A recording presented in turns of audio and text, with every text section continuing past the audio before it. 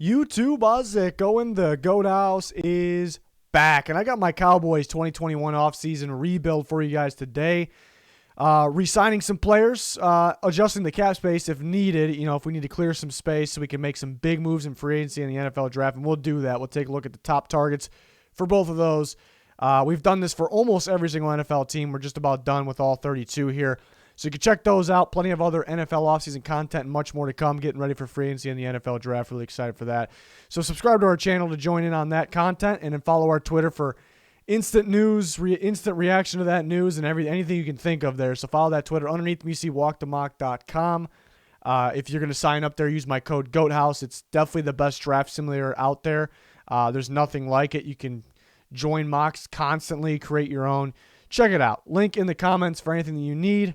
And on to first here's our Twitter. Actually, we've got constant talk at GoatHouse NFL. Check it out. And then I have this offseason guide for all 32 teams. Something to keep handy. Restructures on this link right here. I'll pin a link in the comments for this. But back to the Cowboys. $23 million in cap space, around that range. Keep in mind, Dak Prescott's going to be more than that in terms of a cap hit alone. So going to have to make some moves here. Of course, there's much worse situations. It's actually a pretty good situation, $23 million, compared to most of the rest of the NFL, pretty much. But again, Dak's gonna be a pretty big hit. So gonna cut some, all secondary players, some, minor cuts in my opinion. Just clears up a little bit of space there. So you see, it starts to add up though. But then restructures. Let me get myself out of the way here. A lot of money to be saved with restructures. Now, restructures are not pay cuts. So keep in mind DeMarcus Lawrence is $12 million. But restructures aren't pay cuts. There could be pay cuts along the way. David Johnson took a pay cut today. So those are possible, just really impossible to predict, especially the exact number. But restructures, you kind of can shift money into the future. And so I went ahead and did that with some contracts. And I did more than this actually on Twitter. We talked about it. So there's more possibilities than just these two. But I thought this was enough. Amari Cooper can save $14.26 million. That money that you save right there gets pushed into the future. DeMarcus Lawrence, $12 million. So you clear a lot of space there. So I would expect them to do that. They have some ways to clear money that they need. And then we go on to re-signing some players. I'm actually going to let quite a few walk. I'm going to bring Dak Prescott back, and I'm kind of back and forth, tag or re-sign him long term. The tag kind of makes sense for both sides because the cow, he just got hurt. Obviously pretty gruesome injury. Confidence that he'll be back stronger than ever, perhaps. But that's a prediction. It's a good one, positive one. But we don't really know for sure. How will he be after the injury? So it might be safe for the Cowboys to kind of put that 1-year tag on him, then see. And Dak potentially could make even more money. Signing the long-term deal next year where the cap goes up. So that would mean he can make more money. But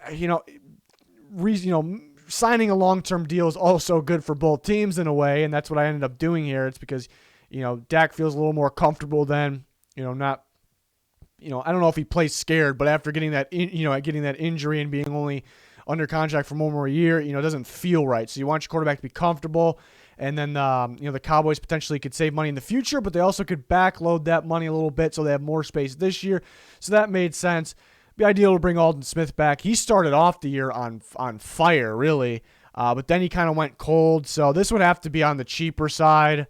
If he's looking to get some of those other pass rushers money when they're starting to get, it's tough to say how much you actually get. But a lot of those pass rushers, even the decent ones, are trying to get around 12 to 14 range. I wouldn't pay that. So we'll see what happens there. It's probably going to be a need to add more pass rush either way, and that's what we'll try to do here. But option one here, they definitely need another safety. Donovan Wilson actually looks pretty solid. Somebody to pair with him, somebody that's, can cover downfield. Just in general, good in coverage. John Johnson from the Rams, who had a really good year. He's been really good in his young career in general. I think that'd be a pretty good addition. You finally get that coverage safety there. And then adding a slot corner, we're letting Jordan Lewis walk. Add a guy like Mike Hilton, one of the best, maybe the best slot corner in football. He's definitely up there. Good in coverage, can blitz as well, so that'll be ideal. And they definitely need another defensive lineman. Neville Gallimore hopefully could step up. He's kind of more of today's type of nose tackle, more an athletic nose tackle than some of those other guys that are just there to stop the run. So hopefully he can step up. That'll be ideal. adding Shelby Harris, who can play nose and D tackle. So that kind of helps because Gallimore moves around a bit. He did at Oklahoma a year ago. So that would be ideal, I think, having both of them on the defensive line. So those are some big free agency signings.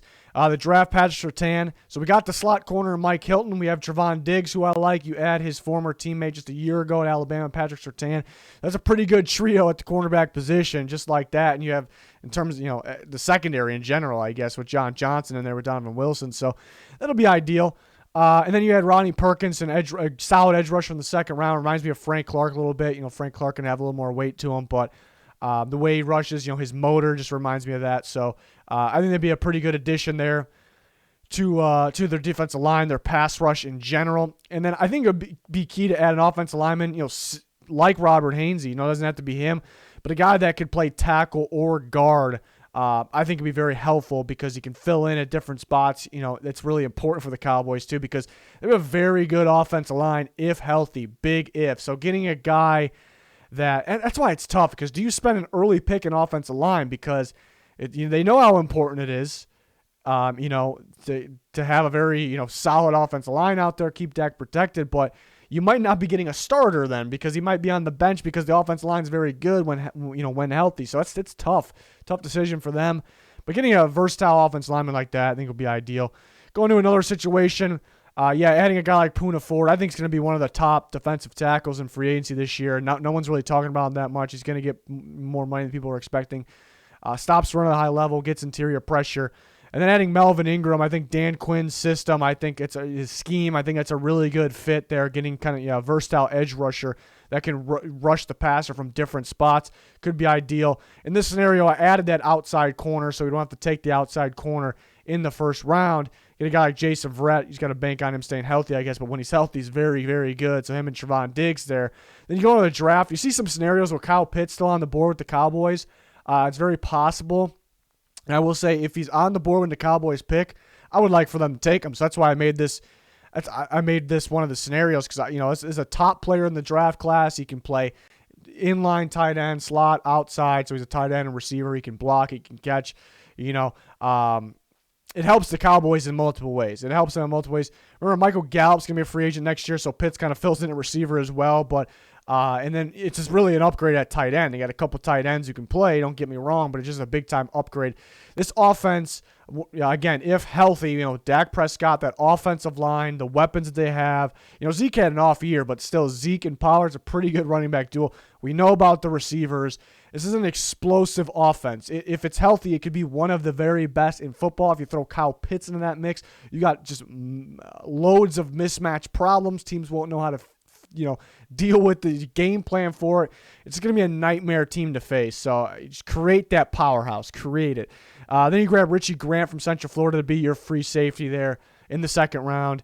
And a guy that can play in a slot could be ideal. Elijah Molden, who has a shot to go in the second round as well. But this guy would be playing in the slot, with Verrett and Diggs on the outside, of course. So I really like what the Cowboys could do here. After looking into this, I think if they do it right, they clear space, get Dak back. But, again, clear that space so, with restructures, whatever it may be, so they can do more than just get Dak back and be that championship team. I think they have the capabilities of doing that because we've seen a lot of the same positions come up. There's other teams I've done this on.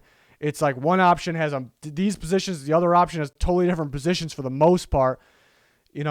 Similar positions here for both. That kind of tells us they don't have a lot of needs. The defense does have to be better, but could be a scary team if they do the offseason right and if they stay healthy. So see what they got in store for us. Can't wait to see it.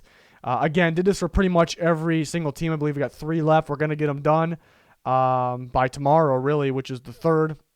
And then we'll have free agency and NFL draft coverage. We already got a bunch of that already on the channel, but more to come. So join us. Smash the like button, subscribe, turn notifications on. Be much appreciated. Follow us on Twitter as well. Very important. But that's going to do it. Thanks for watching. Goodbye.